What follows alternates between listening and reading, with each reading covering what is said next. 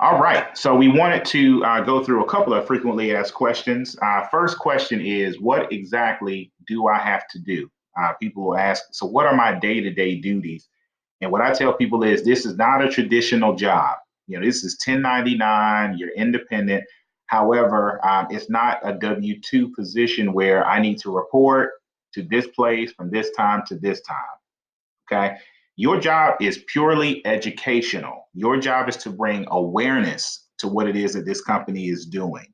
Okay. And as you do that, you are going to allow people to understand ways that they could utilize it by being a member. Once they become a member, the company is going to pay you. I'll talk about how the money works here in a bit. But your job is 99.999% education and bringing awareness. You just got to let people know about it. So here's an example I'll give you. In the real estate industry, most people wouldn't know this, but the average person in real estate is part time, like hardly any time into it, part time. What they do is they get themselves a real estate license, they stick it in their back pocket, and they pull it out anytime somebody in their family or friends or it just falls into their lap. If somebody says, hey, I'm thinking about buying a house. They say, oh, you know what? I could take care of that for you. I don't know if you knew it, but I got licensed in this several months ago. I could definitely help you out. And then they help that person and they make a couple of grand. That's basically exactly what it is that we do because I'll give you another example. Okay. Think about the car that you drive and how long you've been driving it. Okay. For the average person, before they got that car was still riding up and down the road on a regular basis, but you didn't notice it as much. And as soon as you got that car, you feel like you see it on the road much more often, right? The car isn't on the road much more often. You just see it because that's the car that you drive. Okay. So we tell people, look at the benefits again, look at the programs. These are the free programs that the company has. And just think about the amount of people that it could help that's in your world. Okay. So an example would be the scholarships. Think about the scholarship program, the orphan benefit, where you can get child support coming in if anything were to happen to you, or the orphan scholarship, where they automatically would get money to go to school if anything were to happen to them. Well, who could use that information? Any person that has a child or multiple children. They would want to know about that. People desperately are looking for ways to be able to get their kids to go to college, and they certainly want their kids to have money coming in if they're not here anymore. Again, these are complimentary free programs with the company. I'll give you another one, Everyday Money. This is probably one of the biggest programs that for the people that actually use it, it changes their life and is free. They are accredited financial counselors, and all they teach on is financial literacy. We tell people, hey, look, if you're going to really be a member, don't just be a member, and never use the benefit. Use the programs. I tell people you should call them up and ask them questions. If your credit is not A1, and we recognize the average person, their credit is not A1. It's not because they're bad people. It's just they don't necessarily know exactly what they have to do to get it up to an A1 level. We tell people, call these people up and ask them questions about it. It'll never get better unless you ask questions. They'll teach you. If I have debt, what's the best way for me to eliminate it? How much money should I be putting into an emergency fund? How do I increase my credit score? One of my closest friends started calling them up. He already had a great handle on his finances, great handle on it. He called them up and started asking them questions on what could he do to get his credit better. Within 3 weeks, they helped him to raise his credit score 87 points. And he's one of many stories I know of like that because they teach you what you need to know for you to fix it. We got to do our own work and fix our situations. On the saving side, what is the process of buying a home for the first time? Right? You have buyers and you have renters, right? Both of them are probably nice people, right? But the person that's a renter, if they desire to be a buyer, there are specific things they have to know. Some people never look into it because they can never see themselves being able to do it. But once you look at this big scary monster, you figure out that you actually can do that. And don't let anybody tell you that you can't. We tell people, ask questions like, hey, in retirement, how am I going to be able to make my money last? They teach people this. Okay. So we tell people what you're going to be doing on a regular basis is just making mention of things like this to people that you think could use it. right? And then as they go and they utilize these benefits and they become a member, they compensate you because they know the only way that they're going to grow is through word of mouth. Which brings me to my next point. How does the money work? Okay, so you go and you talk to whoever it is. You talk to a parent, that happens to be a friend of yours, and they have 3 children, and they say, "Oh my goodness, I love these programs." I actually had insurance with this other company, one of them that you see on the television doing commercials all the time. But I'd love to do it. It sounds like your prices are great, and I want to be a member. Awesome. When they become a member, number one, they are going to pay you for you being the one that brought the awareness to them. You're the one that talked to them about it. They became a member. They're going to pay you for that. How much do they pay you? It literally just depends on how much coverage they want. On our end, we don't press people one way or another. We don't care if your policy is $10 a month or if it's $72 a month. We don't care. That part is up to you. I know people that spend $200 a month, on their auto insurance, but at the end of the day, as long as you have any policy at all, then you're a member. And that's what we're concerned about. Let's say, for example, somebody was spending $50 a month on their policy. When I got involved 11 years ago, that's the policy I got. It was like $48 a month. If you take that amount and multiply it times 4, that's roughly what the company is going to pay you a week from then. Okay, so you help somebody out, they spending $50, you're going to see about $200 in your bank account next week. Then towards the end of the year, they're actually going to pay you $50 all over again. So they'll pay you around 5 times the monthly amount on the year, but 4 times that up front. If somebody's spending $100 down the street and they say, "Hey, you know what? I think I want to, have my membership with your company instead. I want to be a member of this fraternal benefit society." They're going to pay you around $400 because it's $100 times 4, which is $400, and they're actually going to pay you another 100 towards the end of the year, right? Because the way that they grow is through word of mouth, and if you're the person that's telling them, they're going to pay you once this person gets up and moving. That's how they're in a position where they're worth over $15 billion because they compensate people that help them out. They put the money into the programs for the people that are helping to grow the company. So next up, what type of people would be good at this? I say this to make it very, very simple for you. Anybody that when they listen to us go through these programs, if something moved in you, if there was something about it that said, "You know what, I think this really could help people," then you would be the type of person that we would like to be involved with us in some way, somehow. Right? Now, if you looked at these benefits and you said, "You know what, these programs, who cares?"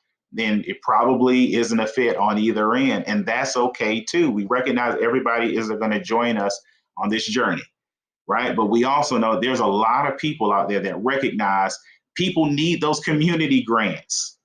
People need to be able to apply for up to $2,000 so they can go out and do the things they desire. Like, I could go through every one of these benefits again, but people recognize this could really do a huge thing for their community. It could do something huge for them. That's the person that we say, we want you to be involved. Now, as far as how involved, that part is up to you, but there's generally 3 ways that people say that they want to get involved. All the way to, "Hey, I really can't be very involved, but I do want to be involved somewhat." People in the middle, they say, "I definitely want to be involved." And people all the way to the right, they say, "I want to be involved to the greatest degree that I possibly can." We're happy with any involvement you give us at all. But I'd say if you want to be a member only, those are people that, again, they looked at those programs and they said, "You know what, I got kids and I want to make sure that they have access to money. I want them to apply for them scholarships. And I'm trying to get money from, I'm trying to get my will set up by the legal link. I'm trying to get everything I can as a member and use these programs. But I can't do any more than that because my life is just way too busy. No, I can't give you 2 hours a week. No, I can't give you 3 hours a week. I'm trying to figure out how to get rid of my third job as it is. But I do want to be a member." Great. That would be the first way that someone could be involved.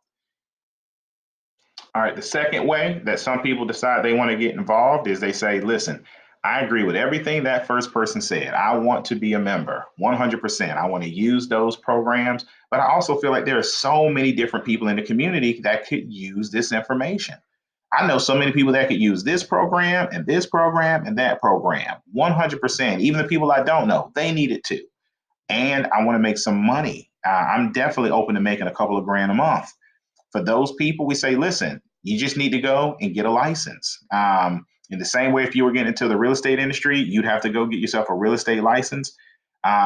This is a fraternal benefit society. So again, it falls under the umbrella of insurance. So you just have to get yourself a plain Jane life insurance license.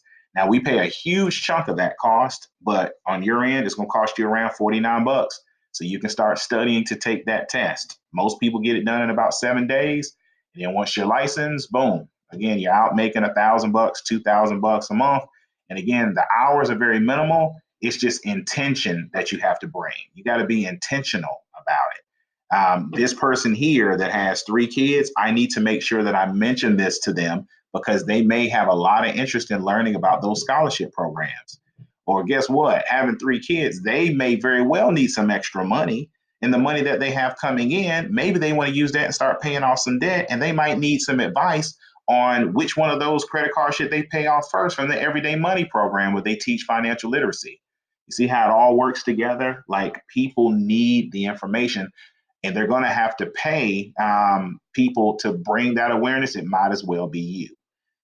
Yes, I have some people that go out and they actually put in significant hours, 8 hours a week, 9 hours a week, 10 hours a week, 12 hours a week part time. But they'll go out and make 3 grand a month, 4 grand a month consistently. But if you say, look, I don't really have much time at all, very simple way to make an extra 1,000 to 2,000 bucks a month. Now, the third type of person I deal with, they say, I want to get involved too. I agree with what both of those people said. I want to be a member. I want to bring awareness to it. Sure, I'll get licensed. I'll get that knocked out in a week. But I see this as a scalable business. I'll never forget, Ray Kroc is not the person that invented McDonald's. He saw a McDonald's. He saw the people flipping the burgers and having the fries. And he said, this is actually something that could be duplicated again and again and again. Right. So the way that we see it is, again, with this company only growing through word of mouth, they pay significantly if somebody has the ability to manage people, supervise people, motivate, encourage, be a good example more than anything. That when I saw this company years ago, I got extremely excited because being a member, I saw that being able to help out my family significantly when it came to the programs. Bringing awareness, I saw that as a way to be able to significantly be able to pay down debt, be able to save some serious money, maybe get out of my full-time job one day if I didn't want to work there anymore, which by the way, I hated my job. So I couldn't wait to get out of it. And I've been out of it for over a decade now. But I also saw the scalability of this. I thought, you know what? There's a State Farm down the street, and they got 7 people working out of that office. And the person that's managing the whole deal is making great money. And the other people are actually going out here and helping the families. And what I learned about this fraternal benefit society, they say, listen, yes, you can go out here and you can manage the whole deal. You can make all the money. You can even do that on a part-time basis and grow it to something full-time. But they said, we still want you to be an example. You can go out and still help people. And by being a great example, you could lead 5 other people, and then you start making an extra 500 bucks a month because of those 5 people that work extremely part-time. Or maybe those 5 people eventually turn into 50. It really depends on how big you want to build your business. But what I tell people is if you're the construction worker and looking for some work on the side, we can help you. If you're a nurse and you say, look, I'm so busy, I can't do anything on the side. You just want to be a member, that's okay. If you are somebody and you say, look, I have a following, I've actually been speaking in front of crowds for so long. If I say something, people are going to move on it. Well, then how about this? Get them to move on the fact that they could utilize these programs and change their life. If you can do that, you could be one of the people in this line of work that make six figures, multiple 6 figures. And I have a lot of friends that make 7 figures, right? That's how you do it. Okay. So what I would suggest is now that you've had a chance to look at all of this, get back to the person that invited you to watch this and say, hey, listen, I loved what you had to say, but in all honesty, I don't think this is a fit for me at all. I don't want to be involved at all. I think those benefits are terrible. I know 15 other companies that can do better. If that's you, just let them know. Don't be afraid. Just say, hey, I don't think it's a fit. Thank you for thinking of me, though. Or if you looked at those benefits and you said, yes, these are a benefit and I want to be a member. I don't want to do anything else. I don't want to make any money, but I do want to be a member. Let them know that. If you say, you know what, I don't have many hours at all, but I tell you what, I don't mind sticking this in my back pocket, making a little bit of cash here and there, and I want to be a member, let them know that. And then if you're the person that says, hey, look, I'm just trying to make as much money as I possibly can. And if I'm helping people while I'm making a bunch of money and I can sleep at night, even better.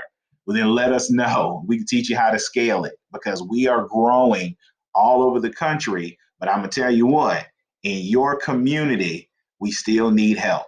If I walk up and I talk to 100 people, I say, have you ever heard of a fraternal benefit society? 99 to 100 of those people will say no, right? So what that says to me is we are in a place where if we just let people know, if we educate them on it, and we don't get over emotional about whether they want to join us or not, we're going to help a lot of people. And we've been doing that for quite some time now. In fact, it's been over 140 years, and me personally, over 11. Thank you for listening in, and we hope we can help you out. Let us know. You have a great rest of your day.